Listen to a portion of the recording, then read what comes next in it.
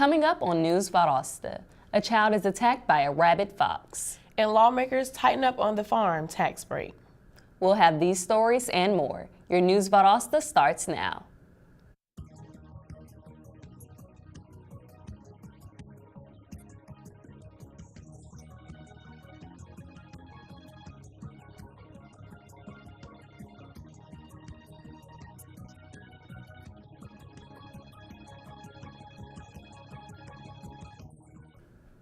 Welcome to News Valdosta. I'm Courtney Crafter. And I'm Cara Smith.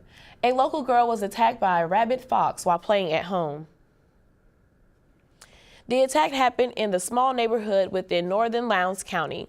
The victim was playing in her backyard when the fox jumped her fence and bit her on the arm. She was rushed to the hospital where she received a vaccine shot and is expected to make a full recovery. The Lowndes County Public Information Officer says to seek medical attention immediately due to a high mortality rate if the virus sets in.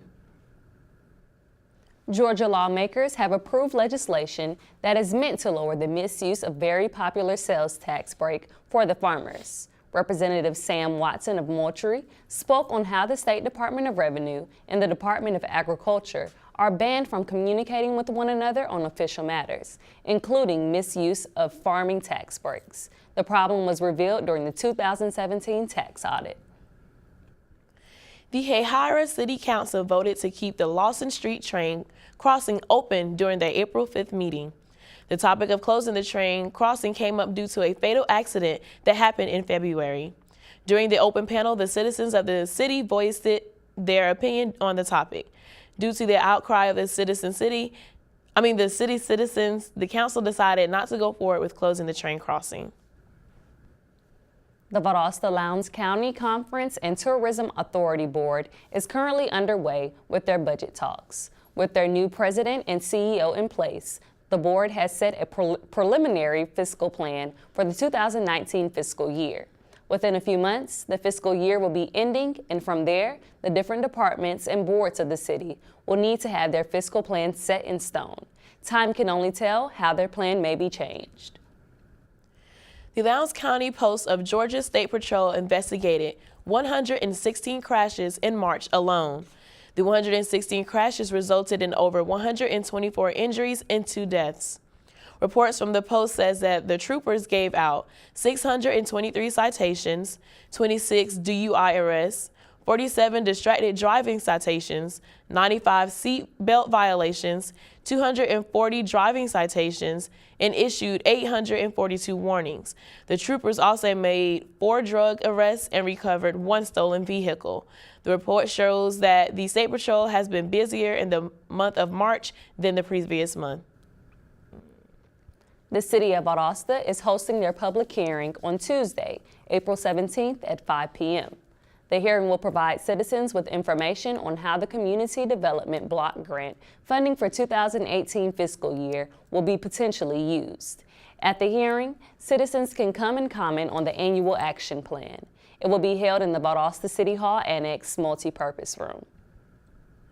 The Tiny Tots tumbling bus has changed ownership. Laura and Trip Whitehead brought in the business after the previous owners put it up for sale. The Tiny Tots tumbling bus is a bus that has been remodeled to be a preschool appropriate mobile fitness facility and obstacle course. The bus is primarily used by daycares and other toddler care centers and children's parties. When we come back, we'll have a look at what the Southside Library Boosters are up to, so don't go away.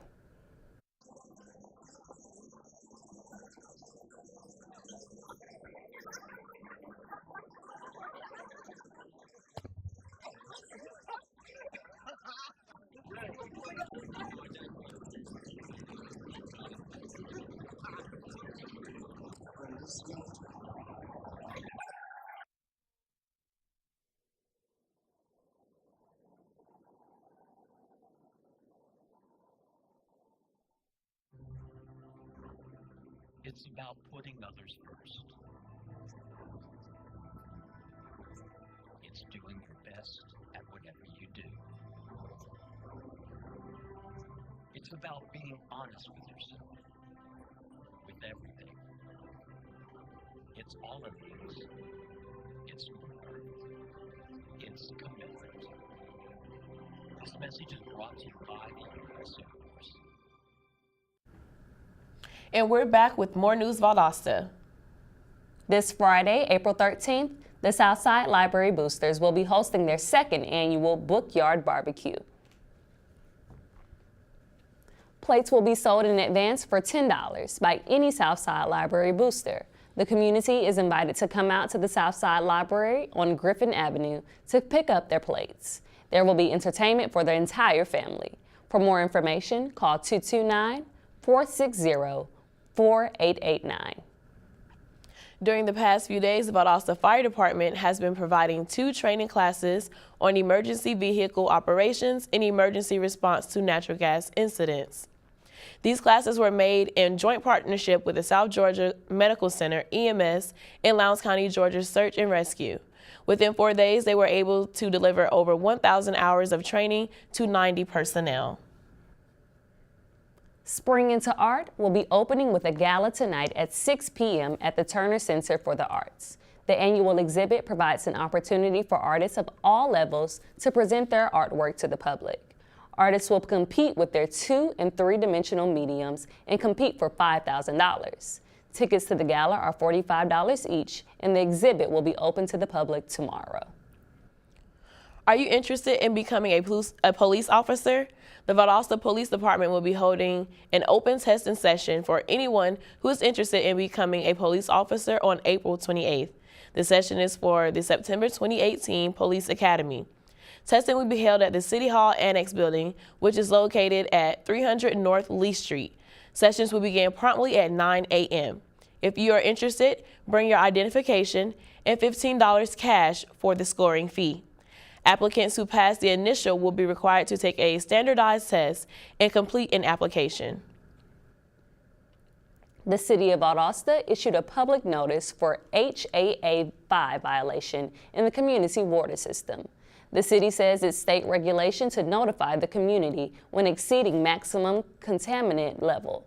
According to the city, haloacidic acids or HAA5 have exceeded the system's maximum contaminant level over the course of 3 quarters. This violation recently happened in Valdosta. However, residents should not be alarmed. Corrective actions are being taken to make sure that monitoring and reporting will be updated. The HAA5 levels in Valdosta water were minimal and have been corrected currently. HAA5 is an important part of disinfecting process. Without it, citizens are prone to more diseases. Last weekend, 3 Hayhira Elementary School students competed in Atlanta at state level for the Math Fest competition and qualified for nationals. These students included 5th graders Jenna Gregory and Lena Sumner and 4th grader Tyler Burnham. They will be moving on to compete at nationals in Birmingham, Alabama today.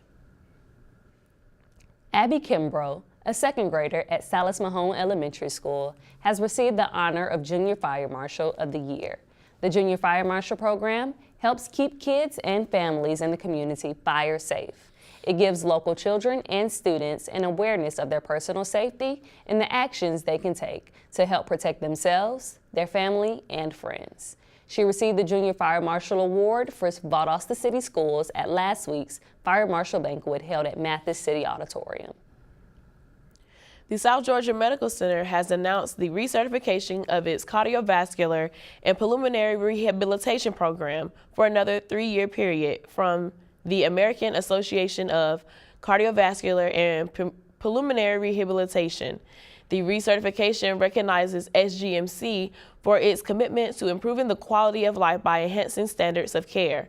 This program's purpose is to help people with these problems recover faster and improve their quality of life. We're going to take another short break and then check in with Jessica Willis for today's weather forecast, so stay tuned.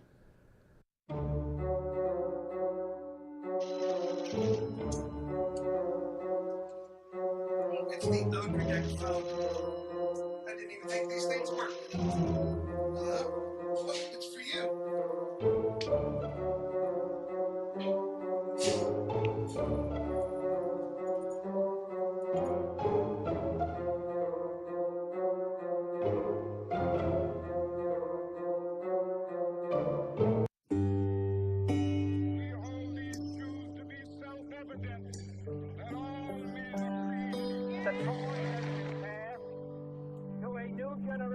American. The American team need not ever be deterred.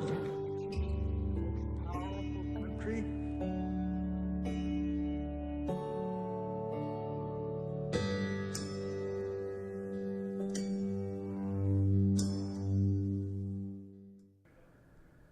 Welcome back to News Valdosta. I'm Jessica Willis. Now let's have a look at today's weather. You can expect a cool day with temperatures as high as 69 degrees throughout this afternoon. The forecast will be cloudy with a 30% chance of rain throughout the day, so grab your boots.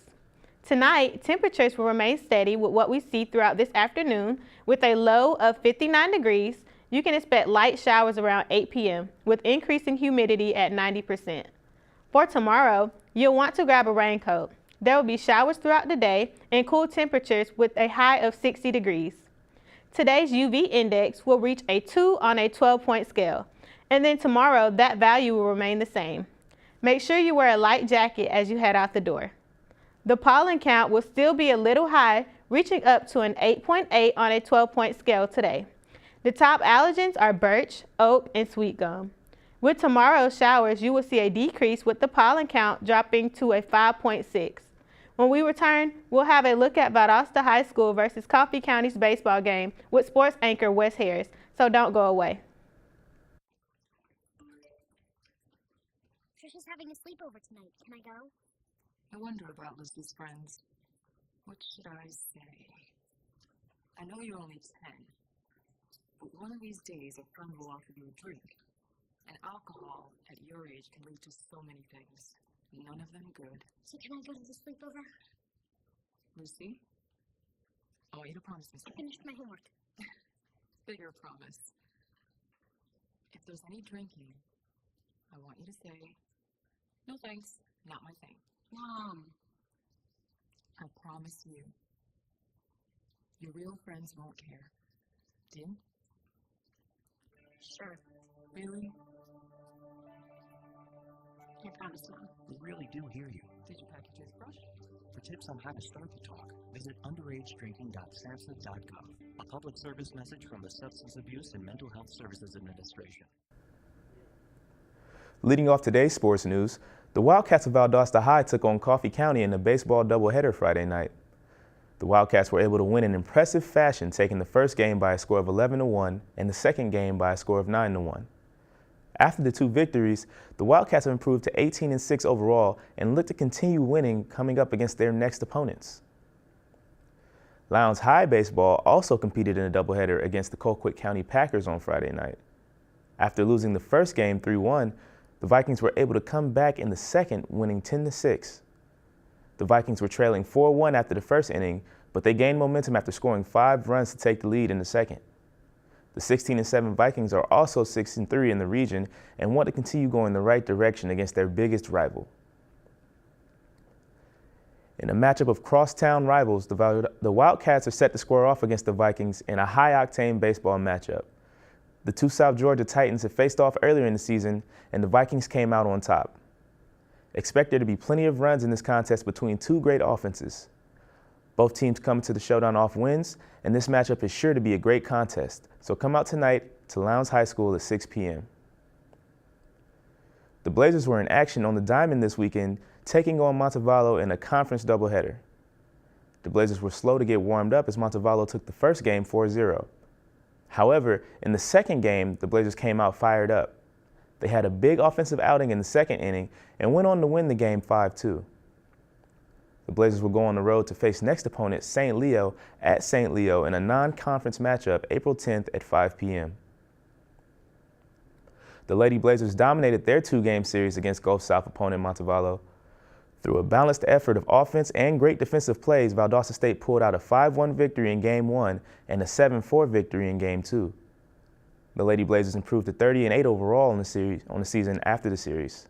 Their next opponents will be University of West Georgia. This will be a road conference game for the Lady Blazers, who hope to continue piling on the dubs. Due to her great career and accomplishments while helping the VSU softball team capture the first national championship in Gulf South Conference history, Marty Littlefield has been announced as a 2018 Gulf South Conference Hall of Fame inductee. She now joins Tommy Thomas and Charles Hatcher as the only Blazers to be inducted. On the diamond, She was first team All-Gulf South Conference 4 times, a 3-time All-American, 2009 GSC Freshman of the Year, and a 2012 National Champion. She also earned GSC All-Academic Awards from 2010 to 2012. Congratulations, Marty. You truly earned it. When we return, Courtney Crafter will have some important info from the Southeastern Association Educational Opportunity Program. See you after the break.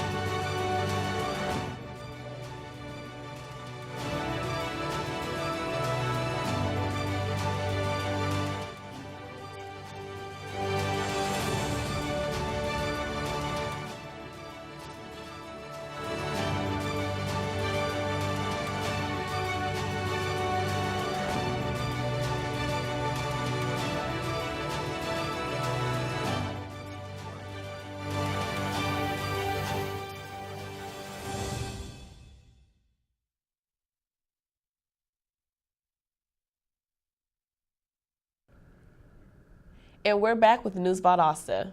The Valdosta High School students on the Valdosta State's Educational Talent Search team were proud to bring in another accolade back to our community.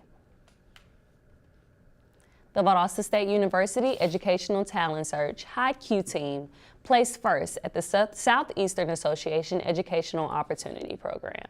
This took place on March 24th at Atlanta Metropolitan State College. The competition was a general knowledge quiz bowl.